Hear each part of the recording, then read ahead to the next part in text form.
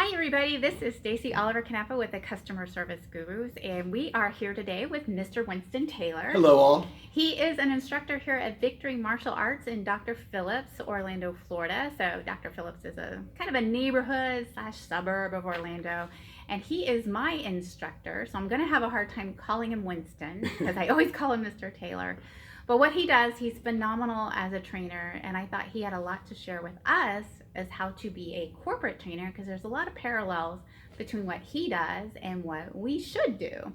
So thank you for joining us, Mr. Taylor. My pleasure. So can you tell us a little bit about your career at Victory and what your belt rank is and how long you've been an instructor? Yeah, absolutely. So I'm 27 years old now. I started in martial arts when I was 6.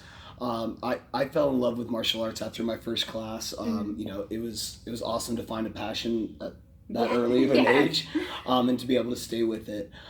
So when I was from ages 6 to 12, I earned my second degree black belt. Awesome. And then when I was 12 years old, I started to take on the endeavor of learning to teach classes.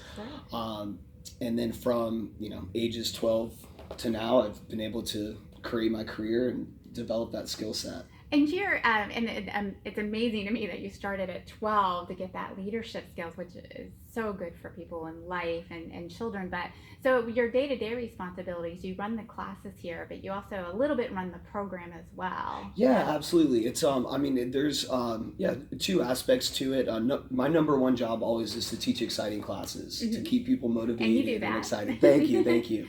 I hope so, because we've got to train together now for a long time, about 4 to 5 years. years. Yeah.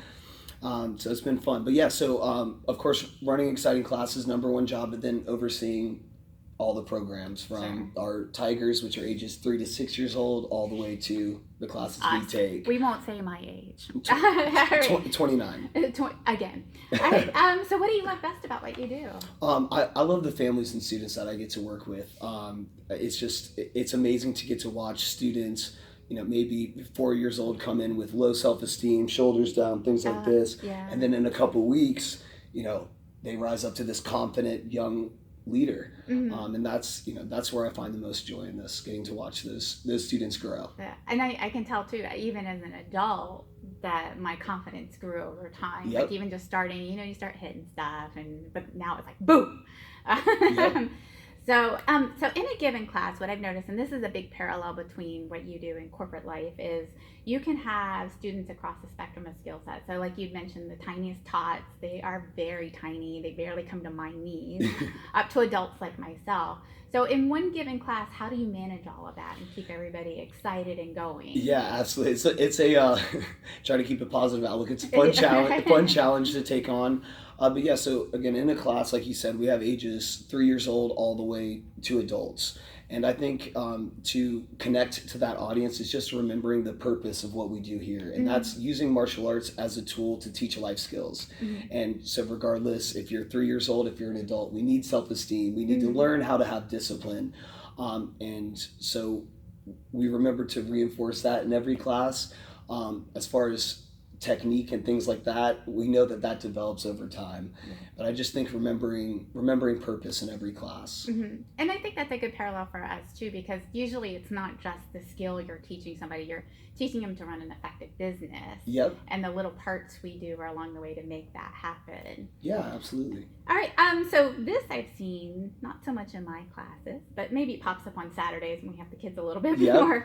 What's your best advice for dealing with difficult students, and maybe not people who aren't getting it skill-wise, but their attitudes are challenging, they're unmotivated, or they just walk in here with an attitude? Yes. To try to first always look at it as a new opportunity to grow and learn, right?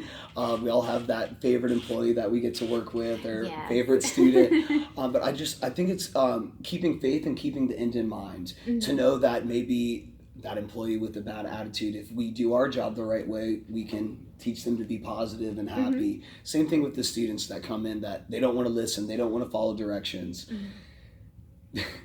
It's a challenge, but we just have to stay consistent, do our job, stay positive, and remember that if we do what we're supposed to, eventually that student can learn confidence, learn discipline.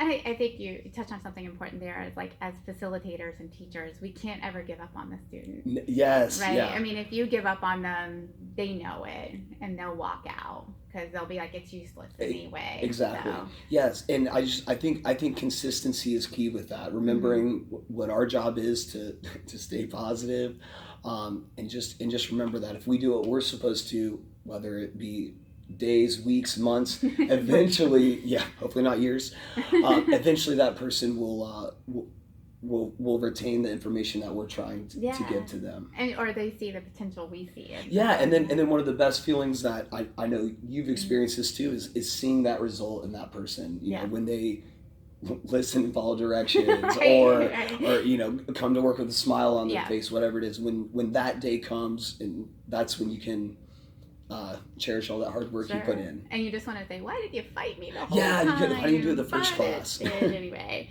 And then my last question for you is, how do you keep yourself excited? You know, you've been doing this a long time, like you said, 12, 15 years now. So how do you keep yourself from not burning out? Yeah, absolutely. We talked about this. It's a lot of repetition. We're training the same things over and over, years and years. But I think it's important to keep in mind that although we've done it for years, it's going to be new for someone else. And so I always try to feed off that excitement of something new for that student.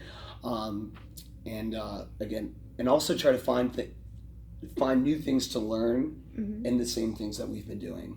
Meaning, like, we've been training punches for so long, but there's always little details and things to learn. And when we're learning and growing, we can stay excited to work hard. All right. Well, thank you, Mr. Taylor, for your time. Winston, again, can't get used to that. Always a pleasure to be with Miss Stacey. He is the chief instructor here at Victory Martial Arts in Dr. Phillips, Florida, and we will see you next time. Thank you. Thank you. Bye.